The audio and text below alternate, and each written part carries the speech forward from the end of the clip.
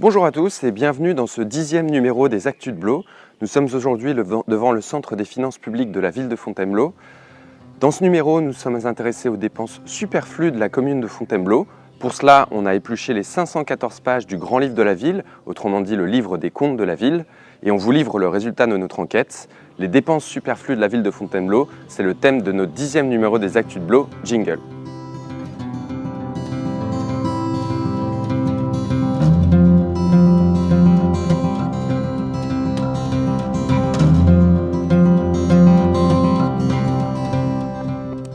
On a passé quelques heures derrière notre ordinateur à essayer de comprendre ligne par ligne le grand livre des dépenses. C'est le seul outil de contrôle que nous ayons et encore, il faut le demander bien gentiment pour pouvoir en disposer.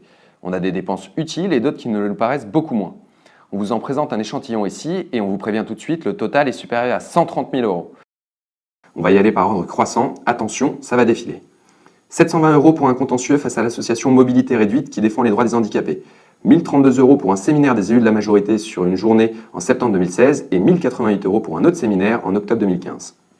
1071 € pour un spot de pub radio pour les Naturiales, 1115 € pour de la moquette lors de la journée Sport Santé, 1170 € pour un spot de pub radio pour Sport Santé, 1308 € pour les fameux stickers crotte de chien, 1337 € pour des t-shirts Sport Santé, 1375 € pour la mise en page du programme Sport Santé auprès de la société Wow Design dont nous avons déjà parlé par le passé, 1596 € pour le gros ballon en hélium lors des Naturiales, 1620 € pour le gros ballon en hélium lors de la journée Sport Santé, 1800 € pour une campagne publicitaire Facebook, sponsoriser une vidéo coûte pourtant en moyenne quelques euros, 1099 € pour de la presse numérique, le kiosque, 2040 € pour imprimer des kakémonos Sport Santé, 2200 € pour mettre en page le bilan de mi-mandat de Monsieur le maire par la société Wow Design, encore elle, 2328 € pour faire imprimer ce même bilan de mi-mandat, 2640 € pour le film des vœux du maire diffusé sur Facebook, 2703 € pour des autocollants Pay by Phone, 2765 € pour la sonorisation de l'événement Sport Santé, 2770 € pour faire distribuer dans les boîtes aux lettres les flyers série,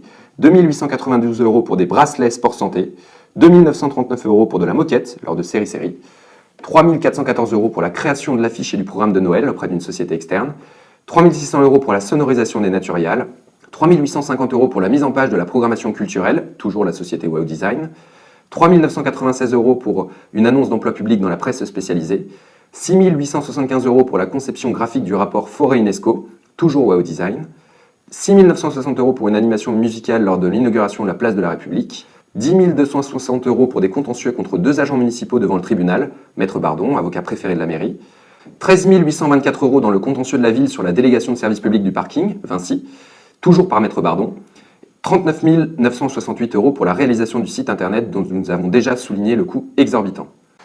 Total des compteurs,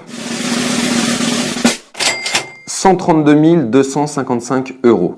Remettons en face quelques ordres de grandeur. Le feu d'artifice supprimé de la Saint-Louis coûtait 20 000 €. Le repas des aînés coûtait 15 000 €.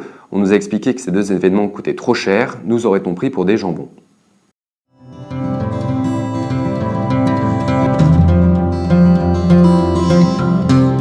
Face à ce constat, nous on fait 3 propositions. La première de ces propositions, c'est de mettre fin au recours à des consultants externes en communication alors que la ville dispose déjà d'un service dédié. La seconde proposition, c'est de mettre fin aussi à cette judiciarisation permanente de la municipalité. La ville choisit d'aller au contentieux dans de nombreux cas alors que le dialogue serait possible. Est-il vraiment par exemple raisonnable d'engager un contentieux de long terme face à une association qui milite pour le respect des droits des handicapés? Nous ne le pensons pas. La troisième des choses, c'est la transparence. La transparence, elle est indispensable en la matière et nous pensons que le grand livre des dépenses qu'on a consulté doit être mis en ligne régulièrement sur le site de la ville afin que chaque citoyen puisse le consulter et jouer le cas échéant le rôle de lanceur d'alerte. Vous l'avez compris, l'image et la communication sont très importants pour la municipalité et en la matière, les moyens ne sont jamais réduits. Merci de nous avoir suivis dans ce numéro des Actus de Blaud. N'hésitez pas à vous abonner à nos différents supports d'information et à revisionner les anciens numéros. À très bientôt et merci encore.